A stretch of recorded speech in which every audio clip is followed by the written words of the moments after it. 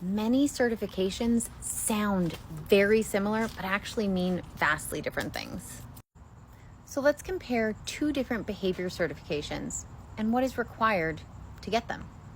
Now, I did actually ask where this certification came from, and I haven't gotten an answer yet, but for the purposes of this example, I'm going to use the certification that comes from the StarMark Academy for professional dog trainers. And I'm going to compare that to the title Certified Dog Behavior Consultant, which comes from the International Association of Animal Behavior Consultants. In order to earn the title of Certified Behavior Modification Specialist through StarMark Academy, you have to have attended their school, their program. Specifically, you have to complete their 12-week program, and it is a full-time program that includes lecture and hands-on training experience. In order to be accepted into this program, you need to be a minimum of 18 years of age, have a high school diploma or a GED. You also need to get an FBI background check, and you need 2 personal or work-related letters of reference from someone that is not a family member or friend. You also need to submit an essay about why you want to be a dog trainer and why you want to go through this school, but no previous dog experience is necessary. Their website states that upon completion of this program, you will receive a certificate as a canine trainer and as a behavior specialist. So it's pretty safe to assume that the idea here is that as long as you complete the program, you earn the certification. Now let's compare that to the Certified Dog Behavior Consultant title given by the International Association of Animal Behavior Consultants. The first difference is that this certification is actually given through an independent body, that is the International Association of Animal Behavior Consultants, rather than being given through a school. It is recommended that you have a minimum of 500 hours of behavior consultation work already under your belt and 400 hours of education in the field before you even apply.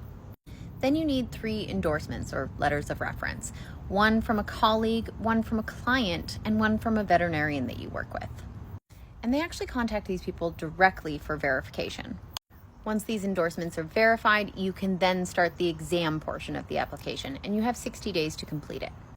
And this includes questions on the application of learning science and your general knowledge, all of which are written answers that are tested for plagiarism.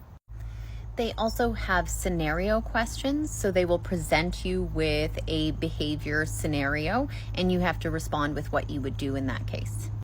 And then you'll have to present 3 case studies from clients that you have worked with. And to give you an idea of how extensive this is, by the time I was done with the exam portion of my application, it was about 50 pages long.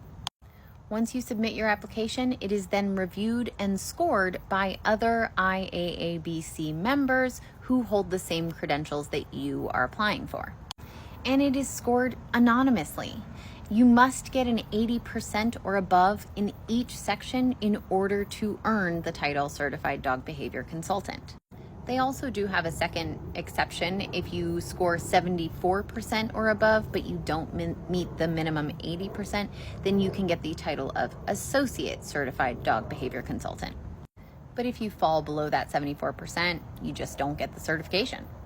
So needless to say, even though the titles Certified Behavior Modification Specialist and Certified Dog Behavior Consultant sound pretty similar, the requirements are so different.